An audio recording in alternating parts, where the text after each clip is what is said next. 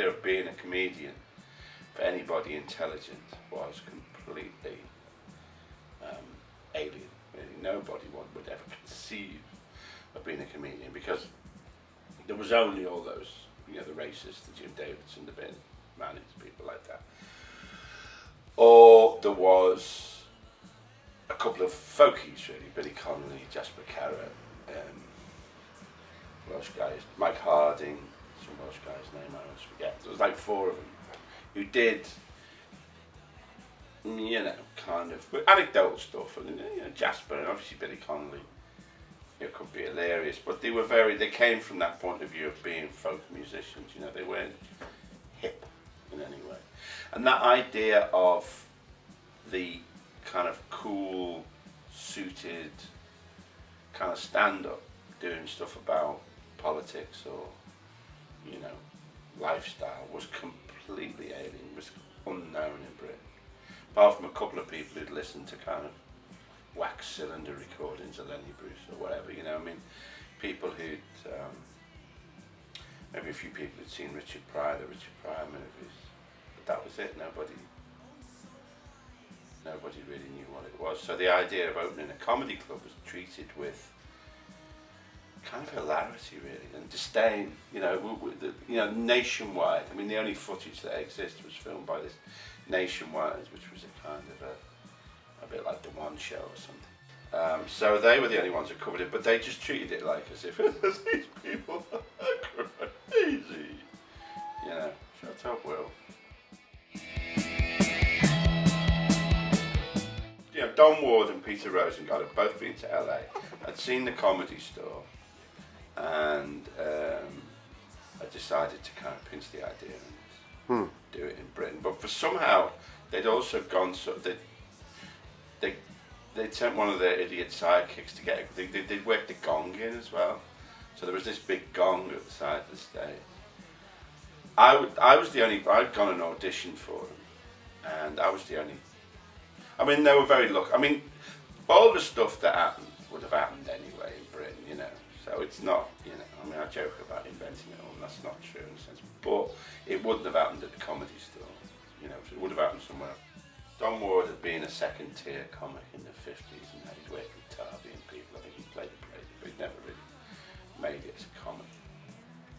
But he knew what was funny.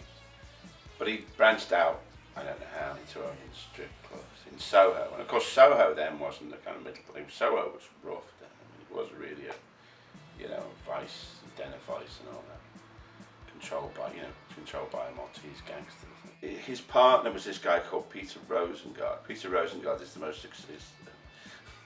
most successful insurance salesman in the history of insurance salesmen. Incredibly wealthy, over Rolls Royce, convertible, powder blue, I think it was. And this is a time when I didn't know anybody who actually owned a car. What Peter brought to it was that he had a lot of kind of society connections, theoretically. So there's them two. Okay, started the Comedy Store, and then there's me performing with my partner in people's front rooms. But doing this material, and like student unions and stuff like that, but doing this material which nobody had conceived of before in this country, which was about lifestyle and drugs and politics, and was also very aggressive. I was always very aggressive towards the audience.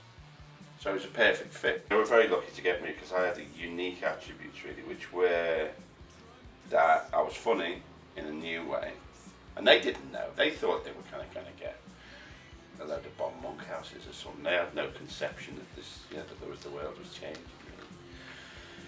But that I was funny, but also that I had authority and that I was very good at controlling a wild audience. Because there was something, and it's not, it's not my real personality. But when I got on stage, I became possessed, really, and I was fearless. And that place was so wild, given that we were just a couple of years after punk, so the audiences were kind of wild anyway. It went on till 4 a.m, started at midnight. most of the acts were terrible. And what I used to do and what I hit on, I was very good at doing a running order as well. And I was also, the thing that I did, which people still don't do, is I was very honest with the audience. In what way? Well, I'd say things like, look, I haven't got many acts tonight, so if you're horrible to these people, you're going home. And also what I'd do, I'd build up an act, but if they failed, I was horrible about them afterwards. You know what I mean? MCs now, apart from doing all this crowd work bollocks, the MC now will know, hey, the MC would never admit, I don't think, that somebody had died. I was fucking vile. Really cruel. Horrible, really. But I sort of felt, it's what obviously I wanted to do, but also I felt that was the only way to get through the night, really, to pretend that these people hadn't failed miserably. Because the audience is screaming at them, go on, get off, go on. The men police. Yeah. I don't know, they had to be nice to me, because if they wanted to come back, I'd put them on, and if they fucked me around, I'd put them on at 3 a.m.